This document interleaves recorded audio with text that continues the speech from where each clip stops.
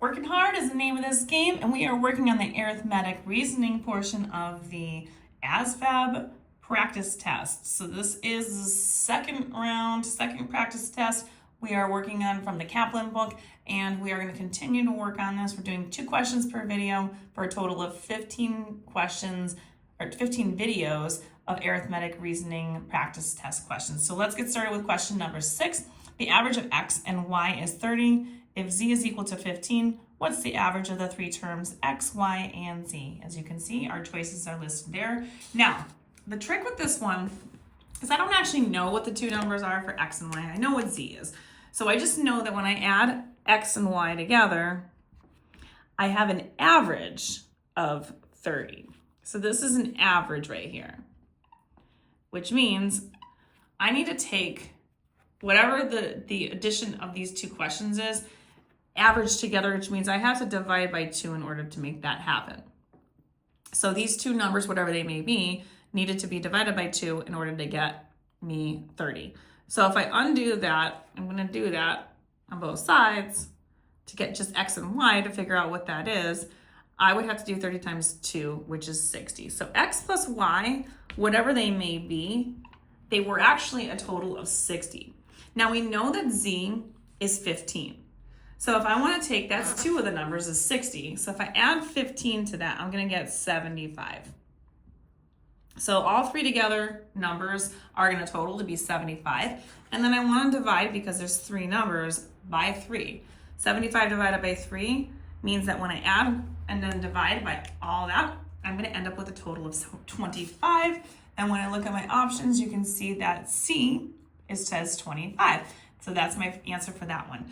Now we're going to take a look at the next question, which is asking me about the value of 3/4 divided by all that nonsense. 1/2 plus 4/5 minus 1/10. So first thing I'm going to do here, get myself rewriting things in a comfortable manner. So I'm going to just rewrite this problem to start off. So we'll get it all written out, and then we can work on what we need to work on. So we do need to do common denominators. So what I am going to do is, since our highest number here in the denominators is 10, that happens to be the lowest number they all have in common. I'm going to rewrite this a little bit differently, because I like to write these vertically. And at any time you can always do this.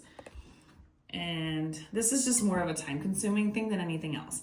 So we need to change all these to fractions that have common denominators. So they're all going to be tenths. And we're going to, obviously, that's going to stay 1/10. This, in order to get from 5 to 10, we have to multiply times 2, both numerator and the denominator. So 4 times 2 is 8.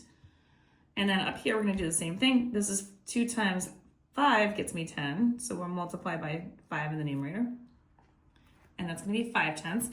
5 plus 8 is 13. Minus 1 is 12. So we have a total of 12 over 10.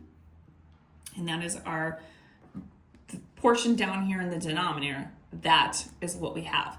Now, if you want, I would suggest simplify that first before we move any further and do 12/10 and reduce that down. So that can be cut in half. Half of 12 is 6. Half of 10 is 5. So we're dealing with 6/5. So now this is being really replacing this whole portion up here. And so now what we have is a mess here, but I'm going to rewrite this. So you're going to have 3/4 divided by, again, try to make it simple for you guys, 6/5. So we're going to put 6/5 here. And if we remember our lovely tools for when we did division with fractions, we keep, change, flip. So we are going to keep the 3/4, change that division time to multiplication, and then flip that 6/5 to 5/6. So keep, change, and flip. Now the 3 and the 6 can simplify. 3 goes into itself once. It goes into 6 twice. And now I've made my life a lot simpler. 5 times 1 is 5. 4 times 2 is 8. So 5/8 is my correct answer. And when I go ahead and I look at my options to choose from, you can see that 5/8 is right here as choice B. If you want more questions like these, find them on my YouTube, Instagram, and TikTok at YouWantAlgebra. All these are located in the Asvab portion of my playlist. And don't forget to like, share, and follow me for more.